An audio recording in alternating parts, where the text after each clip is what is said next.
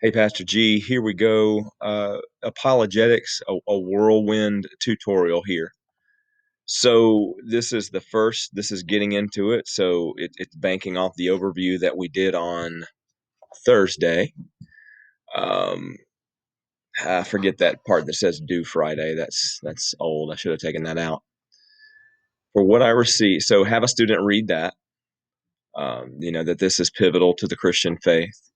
That Christ's birth, life, death, resurrection, and ascension. Just talk about those are foundational for everything that we believe and everything that apologetics defends. So going over this again, students ought to be able to tell you by now it's a reasoned defense. Okay.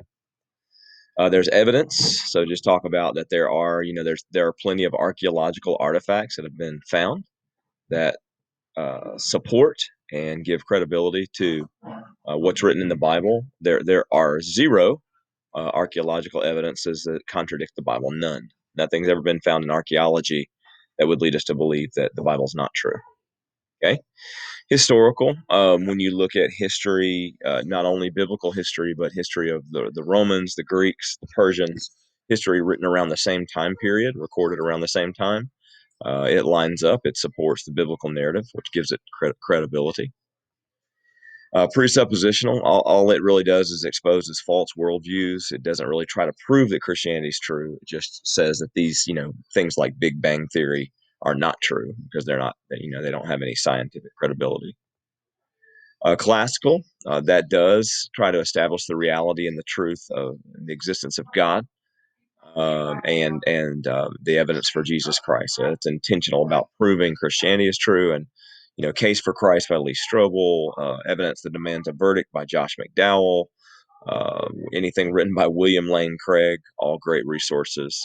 And I always like to say these guys are smart, but they would not, they don't have evidence because they're smart. They have evidence because the evidence is there and they went and found it. And we will watch the Case for Christ in class at some point. You can't change a heart. You can show people, unbelievers, evidence that Jesus is the truth, but you can't make them put their faith in Jesus. So I always like to talk to students about that.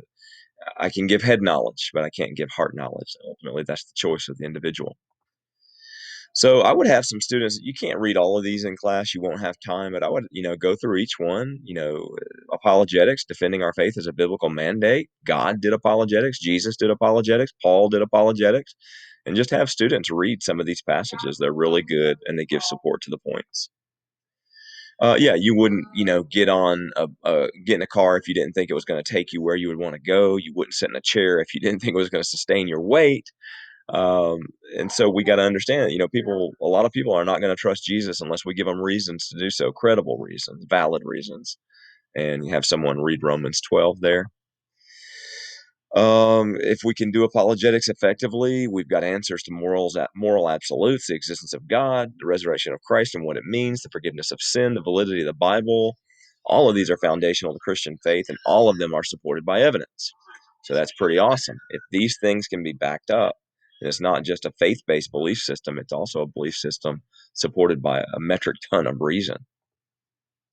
Four mountains: intelligent design, intrinsic morality, the person and work of Jesus Christ, and the historicity of the Bible. We'll be going through that. Those are the four mountains that cannot be debunked or circumvented by doubters or atheists or skeptics. People who would say that the Christian faith isn't real or isn't credible have to navigate those mountains, and that has never been successfully done by any detractor from Christianity.